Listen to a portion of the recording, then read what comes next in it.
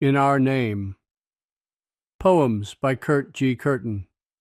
Dedicated to the refugees from war. Cambodia, Laos, Rwanda, Uganda, Congo, Kosovo, Sudan, Iraq, Ukraine, Gaza.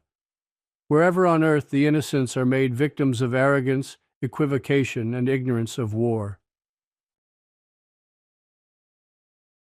Preface. The story of Job is a fable, an illustration of a theme common to humanity.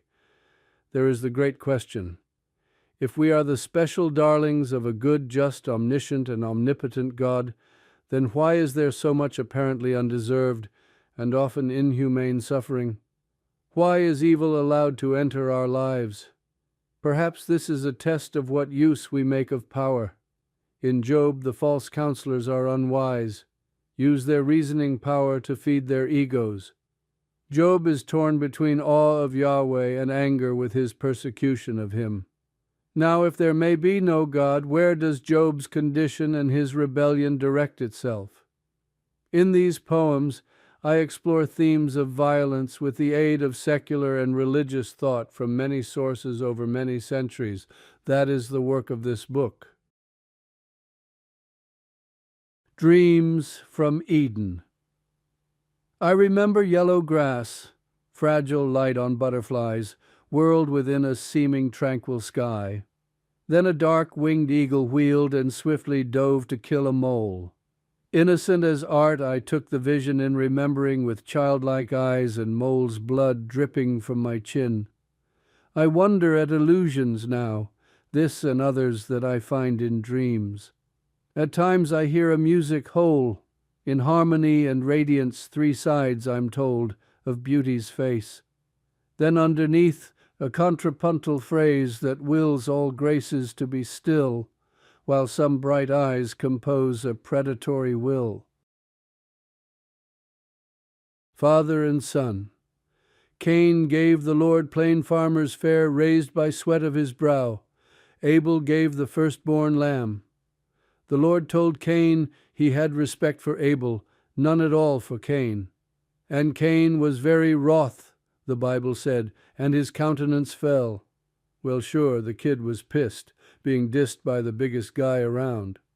Still, being dissed is damned poor cause to kill. But then there's this. Isn't it also true the Lord was a cause of jealousy, extenuating circumstance? Lord knows, I guess you'd say. So Cain, already an alien, was driven forever away, even though he had no priors I could find. This is what I learned beneath a tree. The Lord in those days loved a sacrifice. So you might say that Abel played it right. A lamb was just the untried, innocent thing to catch the meaning of the king. Or you could say poor stupid Cain tried hard to learn by his example, chose the closest sacrificial lamb, and so was damned. The lash arrives. The earth is a ragged animal that moves more lightly than you think. Some few have heard its voice complaining where it runs across desolate space, sometimes howling into the gray air on the edges of cities. Deeper under the sea than anyone goes, that rugged skin begins to shred. On the Rockies, Alps, and Kush, it feels irritation along the spine, and the heat running down now burns the sides. We think it has no master, but it has, the lash fitted with powerful claws that tear the moss from rock to find a tasty mite. The lash that came down from the trees, wielding a vigorous mind. The earth is a ragged ball that moves more lightly than you think, lightly, lightly growing weak, ever since the lash arrived. Others. Strange books light the others. Ways they play tambour or samisen, harmonica, they wear fur hats, eat quantities of cabbage, garlic, curried rice, speak not exotic but anomalous tongues. The other come from Rift and Indus, Altiplano, Haiti, house next door. They set up little shops with upstairs flats. The other are rich, the other are poor.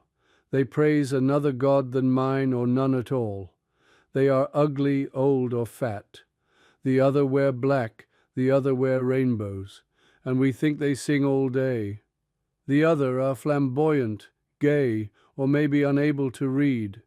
The other are always asking to be seen, always demanding dignity.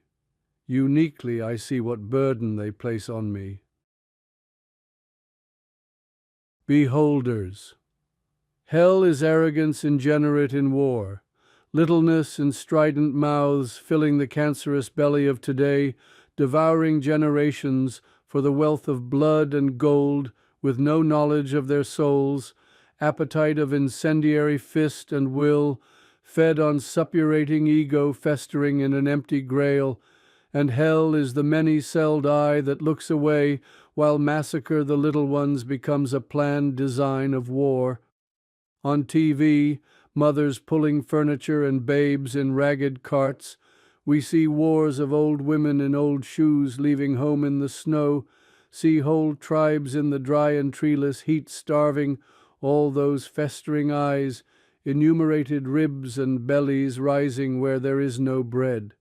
In hell they speak of policy, of interests conflicting, of the way to balance bread and a budget.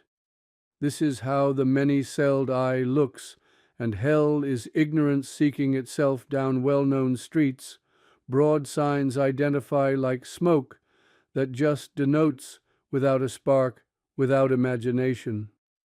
We have heard them in the coffee shops, wise as tethered lions following speakers leading moan avenues of monstrous thought made small enough to please. These are among the enablers. Drink unthinking from the empty grail, and blink in the confusing light of the many-celled eye, I tell you. Blind eyes, heaven-bent, torn eyes of sorrow-taught wanderers, amid confusion and heat, keep wonder alive for the inner eye. Deep within the suffering show, the sin is in our eyes. Wiring. In Boston, Massachusetts, the 6-year-old squats facing 5-year-old.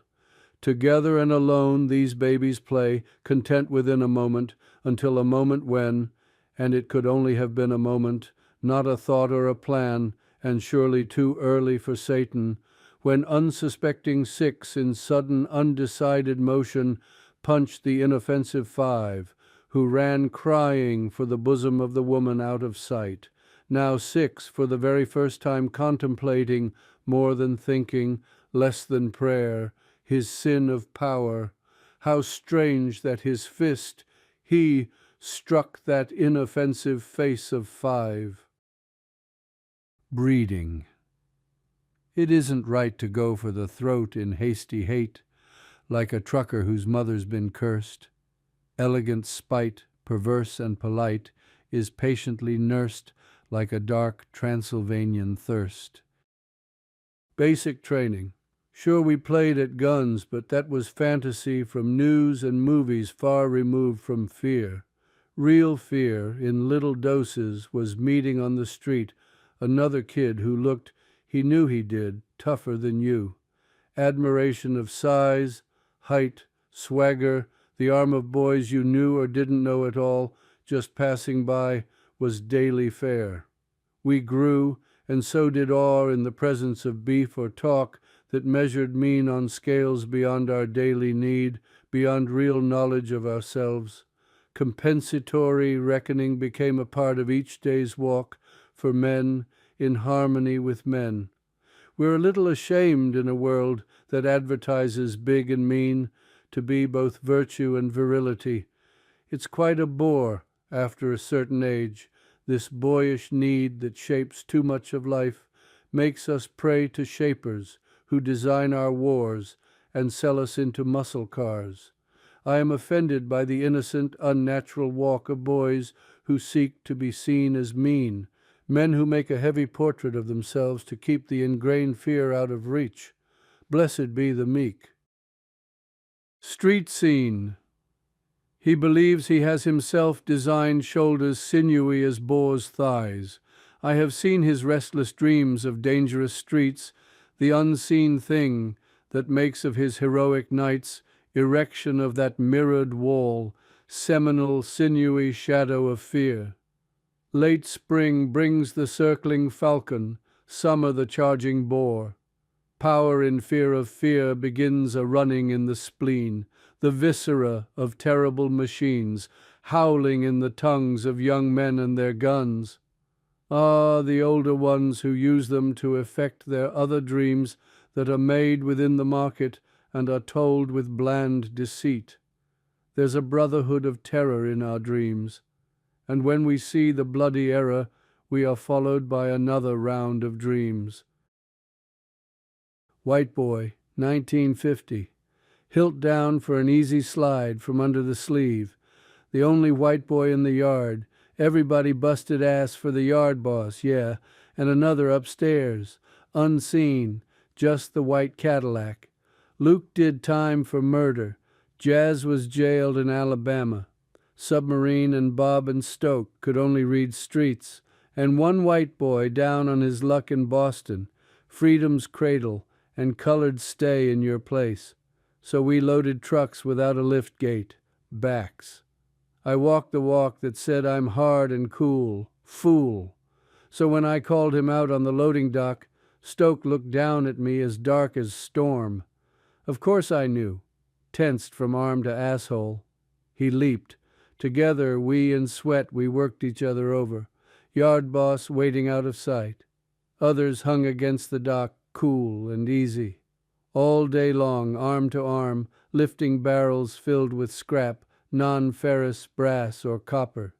We tipped the barrels back, squat, one hand each grip the bottom rim, each link each other's arms behind the barrel, and lift. Barrel's lip must catch the edge of truck bed. Then we shoulder on. It couldn't be done alone. But then the fight. The knife slipped out of my sleeve.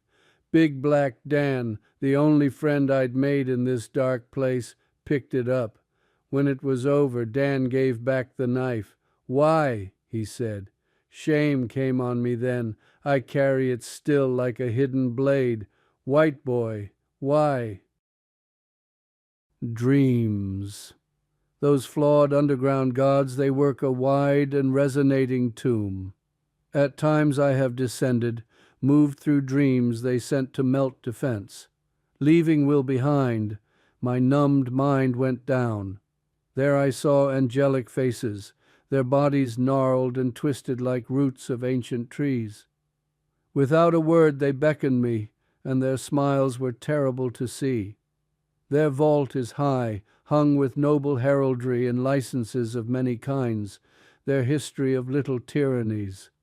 Litter covers the floor, dolls, blackboards, belts, and rope, hymnals worn from heavy use, apron hung on a kitchen chair, ordinary things. Ceremony attends, a brief procession, then the blessing of the dark by which they see. They hover over children, brought to the crypt by innocent means, and they sing like hawks as they fold their wings around the dreams they find in each child's eyes. Often they love the child with a special intensity. One child kneels, as if in supplication, one hand on the stove. Sobbing is heard from a closet. Another, having had his turn, is now asleep and dreaming, fearing to go outside. When the children leave, they keep these dreams, weave them into the night of secret defeats. Fear. Fear is the deer's salvation, stillness, and ears that hear a seed fall. And when the determined dogs arrive, she tires them beautiful running, though they catch and divide her mother. If only the world were thickets and trees, if only the children had powerful legs to outrun the dogs of war, if only their mothers did too. But the dogs are run by hunters in hidden designs, and the guns they love are stronger than anyone's fear can be, and the mother and child are on their knees when the dogs arrive. Power. 1. A full-grown German shepherd stands astride a groveling basset hound, with brutish might dominates. The sun shines equally on each, and that won't be controlled. The dish is always filled enough for two, and neither knows how to unlock the gate. The top dog seems to need the bottom dog. If his desire is overmuch indulged, the little hound dies. Best allow some room for licking wounds. 2. He was gone again, away in rage. He slams the door. His 4x4 roars like another snarling beast. At the vanity her beauty things, blush and such, restore small grace where the split lip bled, or places raised in blue-black shadowing, her delicate as love touch. She knows that in the night a boy with a winsome grin will come again, possibly bearing creams to seal the woman in. Control. I have seen a world of wars where wisdom was not enough to redeem the tortured design, seen the frenzied beasts that feed within our eyes grow blind and arrogantly show the way, wearing all the sacred robes and roles, the little flags that sanctify these horrors that we spin from deep within. This is how we sin. Fortitude may be enough to keep the mind from an abyss where falling is all there is, but that is not enough to fathom hate and fear that drives the fearsome warriors who hack the babies in their mothers' arms, herd the elders dying by the road, destroy in flames unholy others, and later wear the ribbons in a silly parade to the grave old age. What a catalogue I could make from this little sight my years allow. So many of us have made this list as if that act could exorcise the beast, leaving only virtues we have also seen, charity and love, that made us cry thinking the gods could be kind after all. Flight. In the tower seat under the wide gull wing, I sang alone the lift of land-lost air, smiled at my reflection in a porthole far above the pulse of a planet's ocean. How easy seems a world can be left behind, as if it were never a cage some god had made. Memory is another god, a will to knit time and history, a seeming endless energy that will provide. What then of a moment from a warplane's sky, revised in adolescent ego, a moment blind to 50s, mounted in the waist, twin 30s in the nose, bombsight in the tail. That was long ago, days of windsong out of hearing now, stealthy as a night owl's flight. Reflections since have cast a different light, some radiance that works within, some dark that does the same, works and ways from whence our judgment and the judgment of the world is made to work its dark finality. Man achieves flight. The cock's dark eyes awake in flight, his wide shrieks warning shocks to come exempt no one. Sleep, children, sleep, Dresden, where the children melted. Sleep, children, sleep, Hiroshima, Nagasaki, human imprints on the street. Sleep, children, sleep, Vietnam, napalm, running girl, screaming. Sleep, children, sleep, Saturday night, black raptors screech. Sleep, children, sleep. It's only the sound of backyard fowl in a sick dream, shrieking only earth of feverish green and orange, fright-ignited skies. Only a beast come in the night, waking innocence to die. Serbian nurses, 1999. Dressed in uniforms of white Serbian nurses enlisted infancy in war with weaponry of rude embrace, abuse, neglect, and hate. Witness eyes of baby's fright when caring wears a nurse's angry eyes. Instead of white, a loathsome veil fell across millennia of holy expectation. Naked in a tribal war, sympathy and nurturing decay. The Bahmian Buddha. The Bahmian Buddha does not heed the hammers of the Taliban. Dynamite does not intrude on his serenity. These things are unholy, angry traffic in the marketplace, mingled with the rabid cries of restless men who fear a world not one but many, fear to set their anger and anathemas aside to hear the pleas of Buddhists who may teach the angry how to read. The Afghan women. Cover your virtues, or be stoned. In the Master's sight avert your eyes, lights known to see a man's loose flank, wrinkled knee, his little prides hung in dumb sterility. He only loves his guns. Deep within he knows that a god's power lies with woman, great with life. Never wonder why, veiled in laws of a merciful God, merciless men alone decide your release would bring demise to power in an empty sack and lies that veil his eyes. 1 year after 9/11. Only the cameras, mute, can speak, our tongues still held in disbelief. 2 planes filled with innocence but piloted by hate shattered massive towers and brought them to the street. Here was a dream scene filtering through vivid sleep that crushed complacency and peace. From afar we watched the gritty smoke. Together and alone we, still choking on this misery. All day and night our sad eyes sighted on heaps of dying, where men scaled ragged sides, sent from within to find a human voice alive. Immensity dawns in tangle of blood and stone and stories deep in memory's faces. They repeat the holy names, the saddened families, homes where they are known for long years coming. There were no strangers on those streets.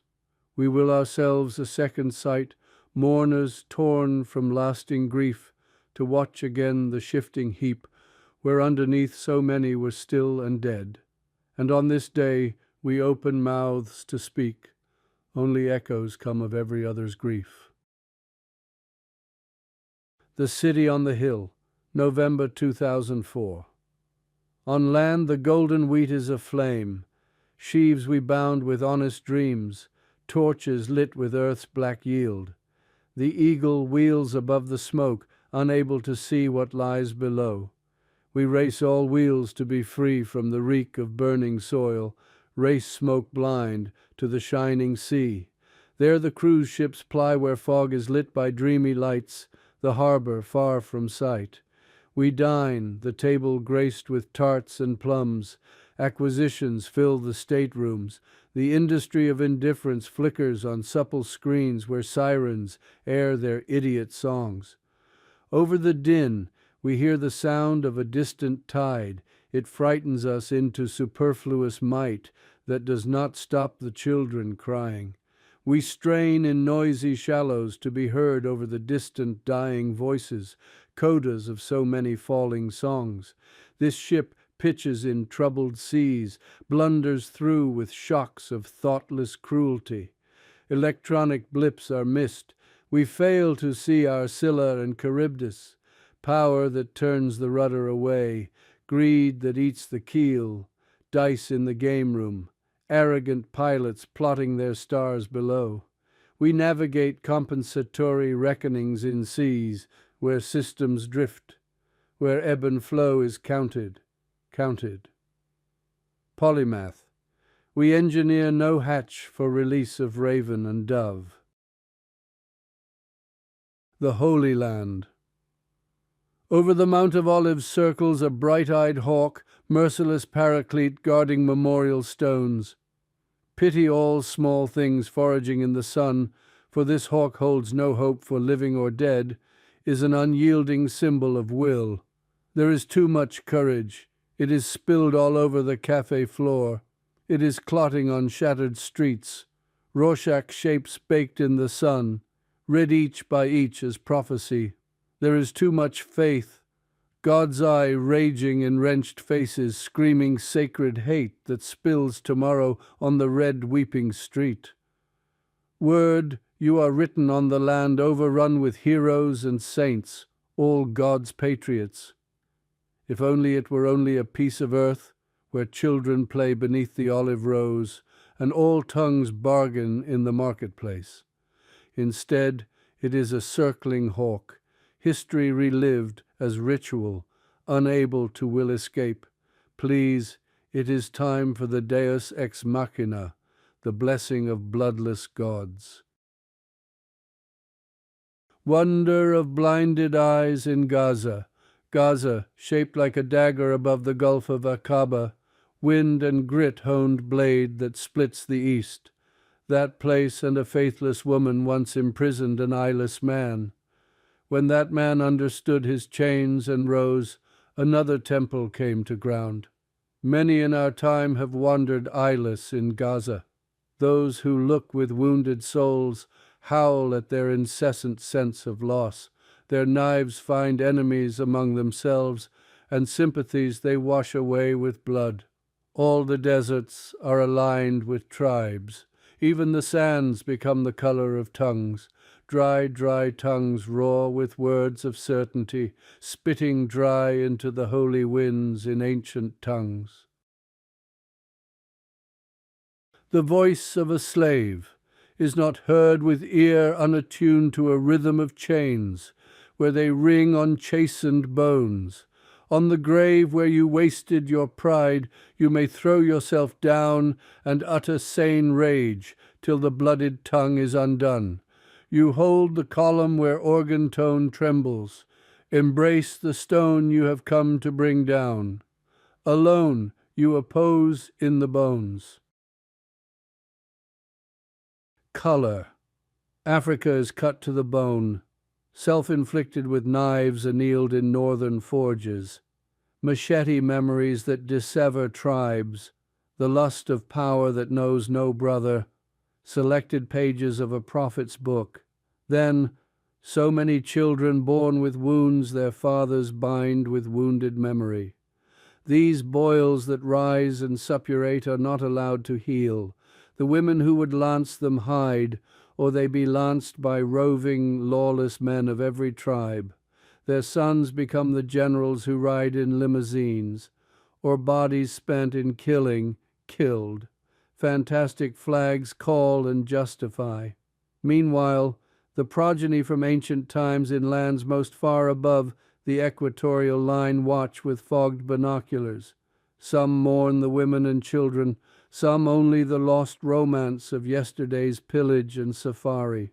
Some count the ships that ply the seas between. The pleas of NGOs light few candles where great powers lie, in the whited manse and arsenal, or in houses where money holds election, where the atlas, reconfigured, maps the world in markets and waits, coiled within a thatch above the sleeper, or along a wandering vine, a giant mamba waits.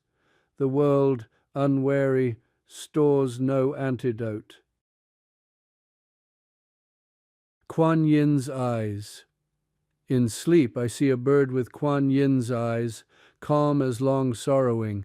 It utters no song. That bird in flight flutters like a wind-blown leaf. She means the world is stirred by thoughtless winds that strip the trees and blow the nests away. The bird is seeking sympathy in the lives of troubled ones. I only know they are the other. We listen together to dry wind droning on unfretted strings.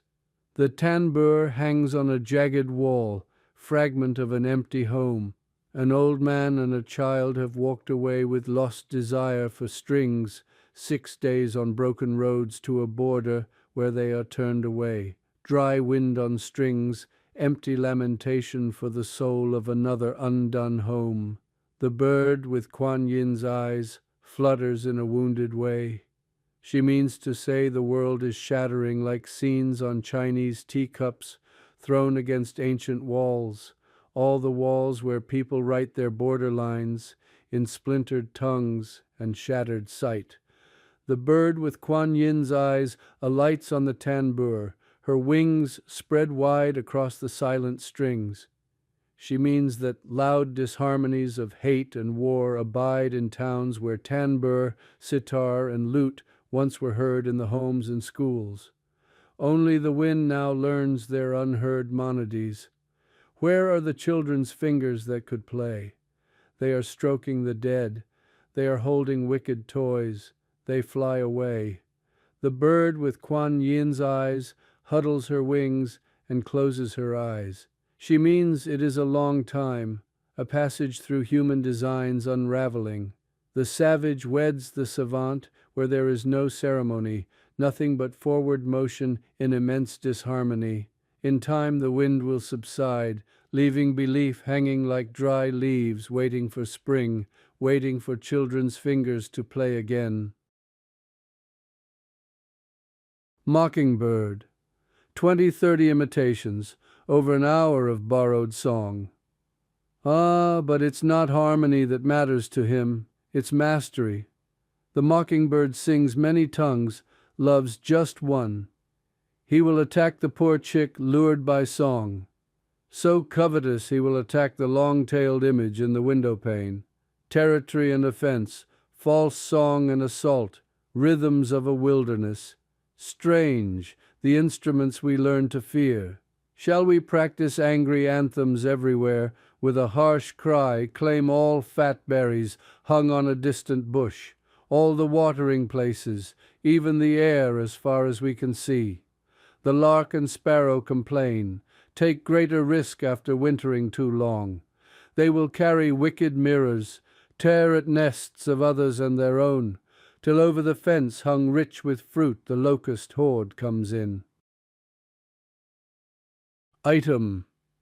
He holds his mother, or somebody's mother, with wasted arms. How does he choose among the mothers, all bony and gray, heaped in an open grave? He only said she looked as if she could be his. The reporter chokes at the sight, an open sore that he cannot read as merely another item. Child grieves in the heart of Africa.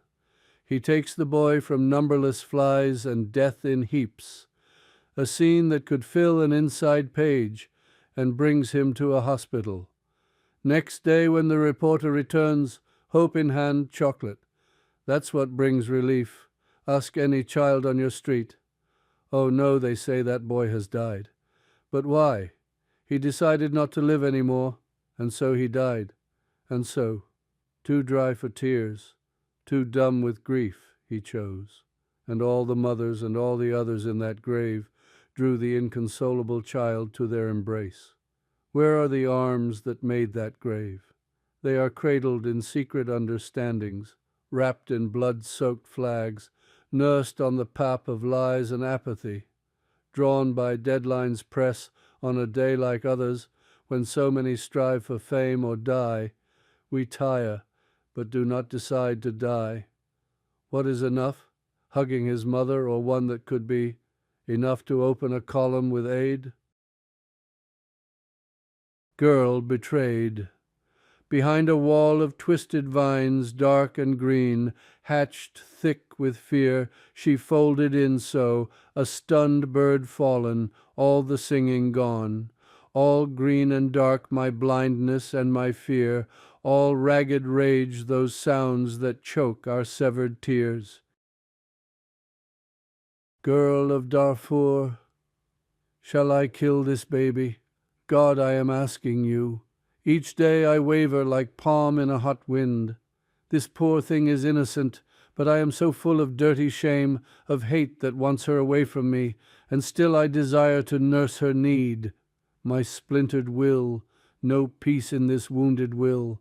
One way or the other, love or kill this little one who came like knives of fire. It wasn't even lust, those many laughing at brutality. I cannot say, only again, again, they took my body, beat disgust into my soul. You see, God, how can I decide between innocence, hers and mine? Did you send them? Did they not have an arm like God to reach me where I hid, to choose me, virgin girl? She cries, poor thing. Hunger is everywhere here. Her need, mine. I would as soon die, but this poor child, she is, no, not mine, yes, mine, and daughter of too many men whose mix of blood and sperm found their evil way in me. Oh God, she cries, why do I want to hold her, stop her tears with my old hymns? But she looks too much like those, her eyes, her skin. I am so angry that I cannot cry. But then sometimes the crying is the dry wind that howls from the desert. It strangles my soul.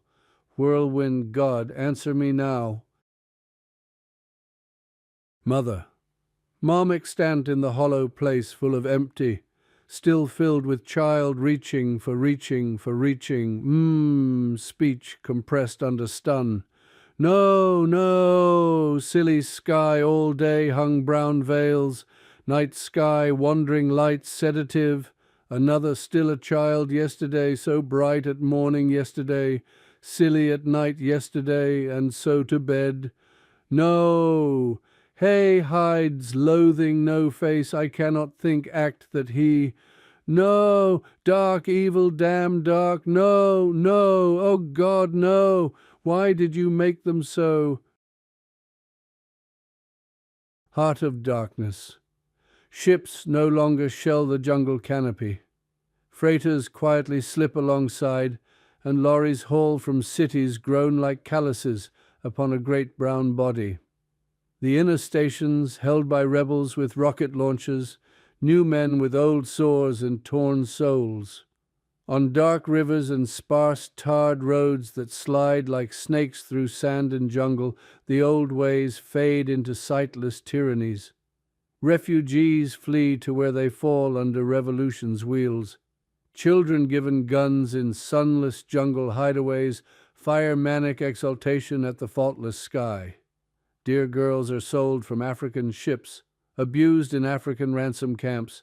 Babies are born with HIV, and only the tsetse fly retains old ways. Generals and demagogues, crocodiles at shriveled water holes, make faithless pacts with northern traffickers to skim the green of Africa, dig and flay the great brown skin to fill ribbed ships that haul a desiccated continent away. All others quarantine the Black Death in its rage to keep the horror in its darkened cage. No wonder we call it hunger.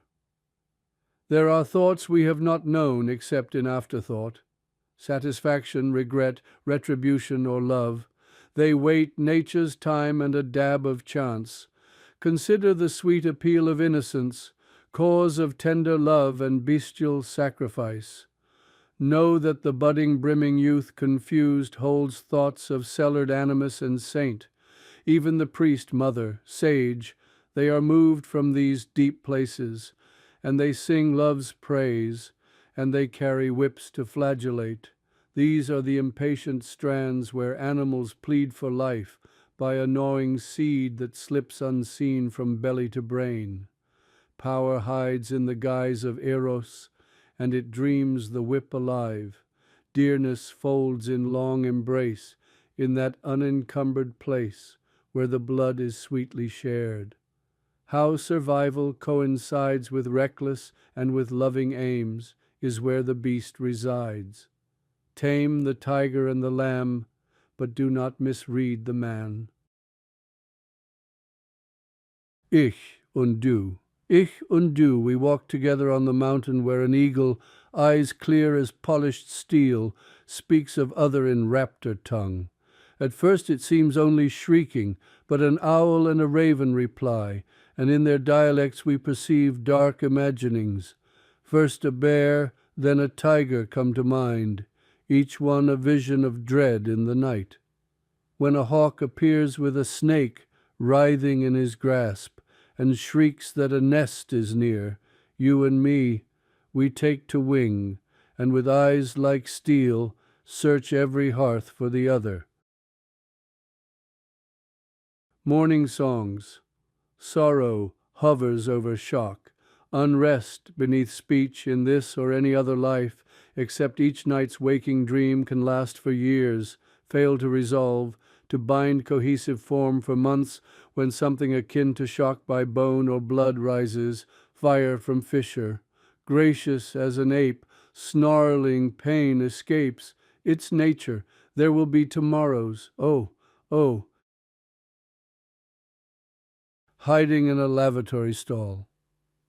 We were not prepared for this boy, still a child, a mind not fully grown, who could compel himself to kill an unknown, unoffending other child.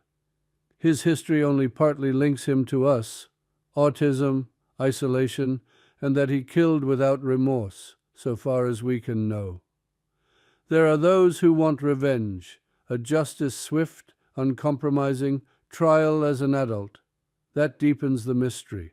Justice, mental illness, because we could not understand his mystery or ours. I mean that we are linked by possibility, by the strangeness we also know dwells within. What I want to know is how his suffering affects us all in a place we hold apart, where we have some impotent half-vision of our own mystery, and I want to know that others care to search within a boy who searches his own incomplete and dazed interior for connection to a whirling world. I want to see him grown aware, able to suffer memory and compassion, but if his mental state is such that he cannot, I want the rest of us to be compassionately wise, to set aside our ancient retributions. If that may be the only good that we can make of this, let us try. July 4th, in the neighborhood. On an evening when the world is in a killing rage, 1,000 families bring their frisbees, folding chairs, and soda pop to Cristoforo Colombo Park, where the band is already playing patriotic songs.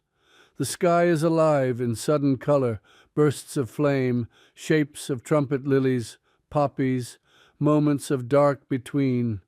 In the rocket's red glare, mothers cuddle children born since desert storm. Ooh and ah.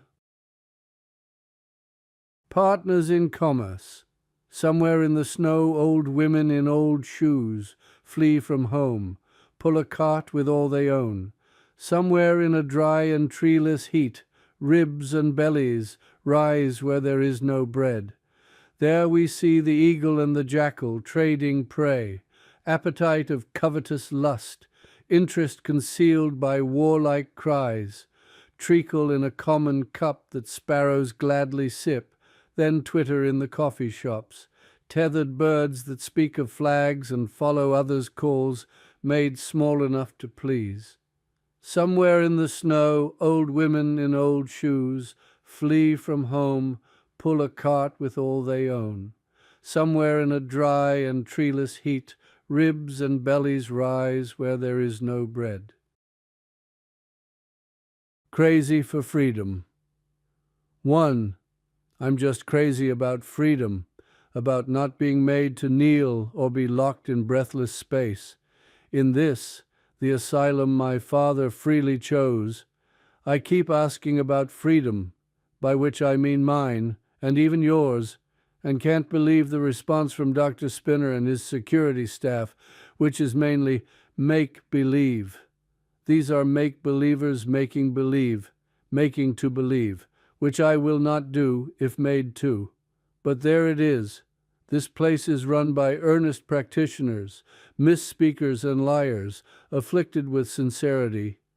Does that give me confidence? Confidence men and all-day smilers who say we have to liberate the oil of evil others. Make believe. This is exciting but not thrilling. I'm always afraid the smilers are selling me closets, secretly padding my knees.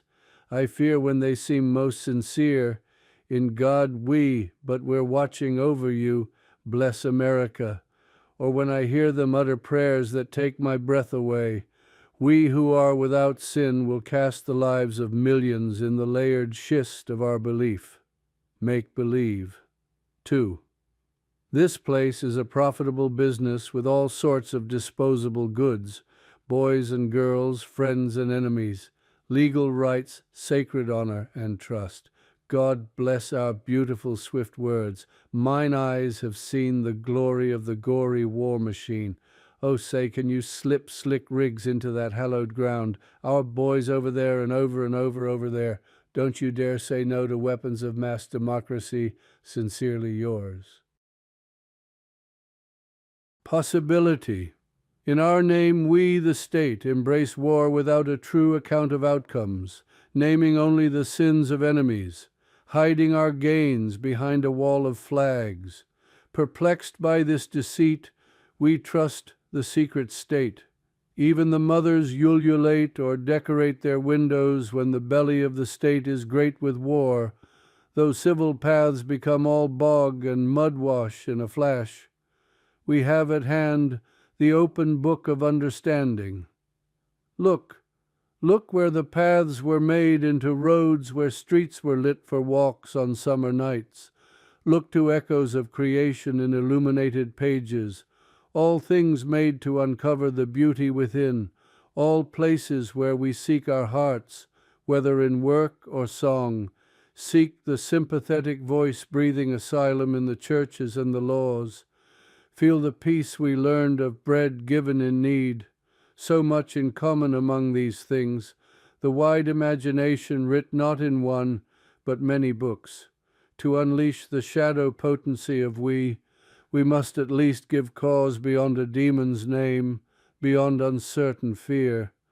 We must speak like people bent on hearing, hear like people bent on seeing. Romance of the Lovesick Warriors. Slender gun with sleek black barrel, clips that lock with a sharp snap, grip that licks my warm caress, trigger that I gently press. Caress my cheek, black bride of death, then on my arm you glide to rest, while I rehearse you, dreaming me in my dark wedding best. Steady I approach the altar, lovesick and alone, potent venom mixed with ice.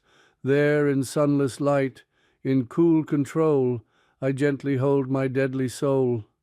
And where are their smiling faces now, their eyes that always seem to know?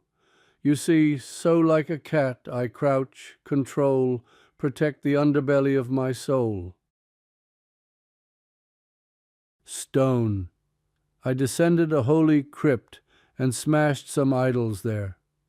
Whether trailing clouds of glory or the open light of an innocent mind, my child rebelled against the whips and goads, all the thoughtless drone that numbs a growing soul. But how exhume the ghost of glory? What spirit moves these undone bones out of joint and wounded? Below the catafalque must be another door opens into mystery, and I must heave the lid aside, past beads and shroud and bones, to the coiled ring that opens the stone. I pondered why and how, read histories of ancients and of cells more ancient still in Cenozoic stone. Among the lost, their faith and need, all that hope for infinite connection, some sympathy I knew, but not their shudder of awe. The ring still holds me with its braided why and how.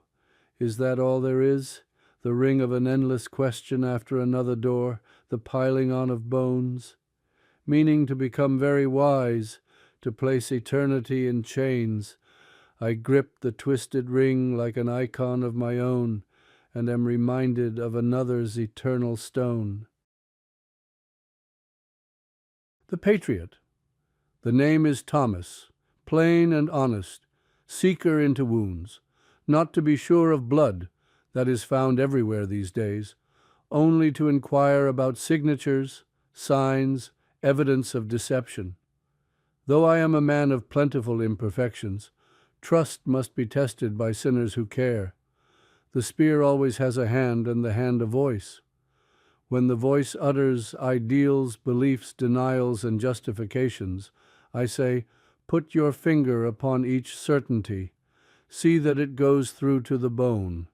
Some of the wounds I seek to feel will not yield, wrapped in gauzy tape by doctors, held in prophylactic space. Seekers are thought to be septic, cause of suppuration in the public air, and Herod's men are everywhere. But I do care, and care must carry a voice, lest we bury innocence everywhere. Night. Awake at 3 a.m., leaving a dream that slips away like Ariel into a tree, I turn to a burden of memory. With practiced ease, it slides into this aisle between heavy sleep and day, where these Erinyes insist on being heard. I'm aware I'm cast alone, no gods assigned to argue for me. How shall I speak into their shrieks? Oh, I have words enough to throttle a judge, and I speak searchingly, ask in intricate detail, time after time, of what is done and by whom and why. dry constriction in my throat, and loathing smother me. I cease to speak. The judge decides upon continuance, as he has done night after night, and will until the end of time. John. When I was a boy, a near friend died in the electric chair. He shot, killed a lawman while escaping in a stolen car. Escaping, magical thinking. He had a gun, magical thinking. He was and knew it bright. That meant, but he died of shock one night. I'm 90 now. He's still mine. Monuments. Together set apart, we are brown or red or white, Semite, Serb, or Hashemite, speak Latino, Quebecois, dialect of Hindi, and all have heavens full of gods holier than thine. Leaders manipulate these in the service of greed and send the children to war. They tell us there is justice in their predatory aims, and sell our wars to children in the language of our games, and after make a dead men's park and great parades to elevate the moment and prepare us for another day. Where are the monuments to all the babies slain? Shall we pile the empty cradles on the soldiers' graves? Where are the monuments to how our hatreds grew? Are they etched in stone within our homes and holy places? Thoughts that pass through borders. I remember brilliant colors smells laughter, Saharan dust in the open markets, copper pots and copper hands. I squat by a fire, am given the chicken's heart to eat. That was long ago, before the raking of coals.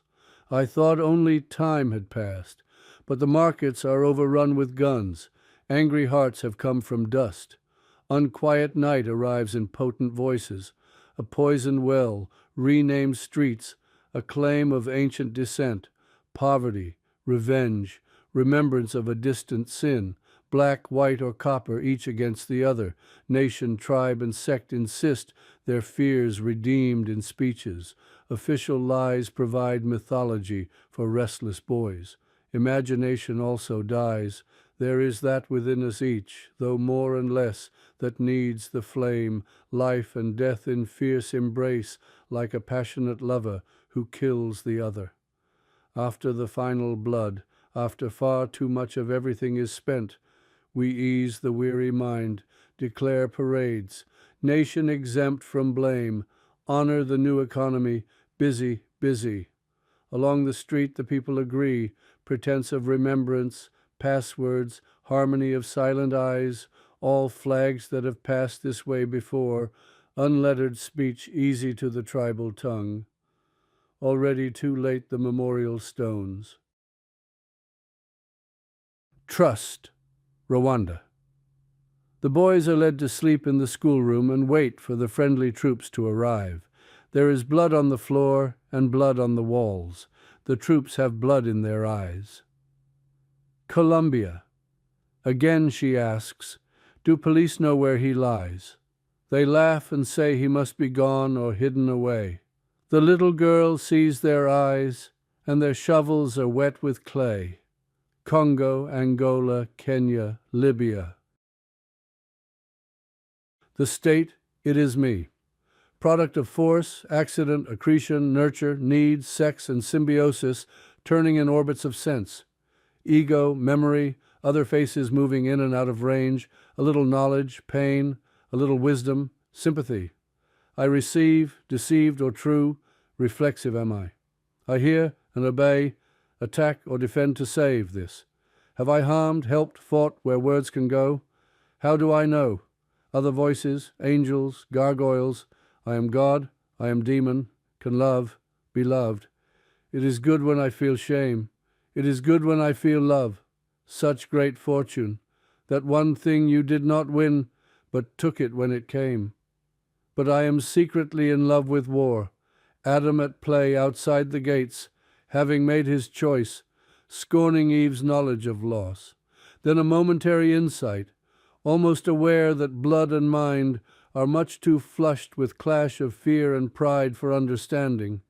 I see it is time to share the gift of fear. But then, in place of charity, it enters by some other door to which I quickly move the elusive night. Someone in me says, "Do not remove your hand, and the night can be withdrawn." Volition needs spaces where silences are flexed and filtered, spaces I know I do not know exist. I sit at the loom and weave between tension and give, and even so, I do not know how to read so many colors. And here I dare dominion, fearing trust and love. December 2012. On a soft ledge by spummy tides a man stands entranced. Waves eternally dying aims, world's birth and death song played in steady measure, cradle of endless dying. He is drawn to its design, place of reckoning.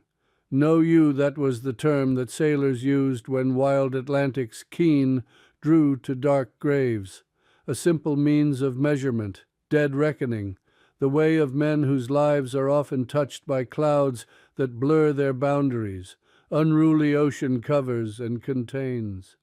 How can one go thoughtless up the shore where such soundings rise? When threatened by a career in politics, why is it only sins accompany me? Why not my supple victories, moments on a stage where I played lead roles or made an act of grace out of honesty's subtle secretary at the inner office door? Every man remembers public deeds, though they fail to come as advocates before the bar of night when dark reclaims.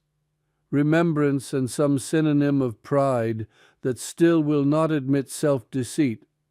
In time, none can be more alone than in the mesh of his own mind, with honesty like acid-eating peace, virtue turned inquisitor oblique. Where are those who loved me then? Gone, their forgotten taste of grape. After Auden's Musée des Beaux-Arts, the masters, passionate for war, were sure. The many cheered them on, though mothers wept to see the young ones go. One sunny day, by consequence of Sunni fury, Private Icarus is blown skyward by a bomb, his daring known, his death a failed adventure. Inarticulate, amazed, and gaping faces see those shreds of color arc in a searing sky, while over the span of sand and sea gannets called more plaintively. In Maine his father plowed a heavy snow, senses bedded in dense white pain. Neighbors in their pickups passed him by, and each one lightly touched the horn. About suffering, they were never wrong. About the author. Curt Curtin is a lifelong poet with 5 previous collections published by Kelsey Books. 3 for adults for Art's Sake, 2019, Carrie Dancers, 2020, and Nature's Eclectic Designs, 2023. 1 for teens and young adults, So Much Depends on Where You Live, 2022, and 1 for young children, Why Trees Sneeze and Other Mysteries, 2021.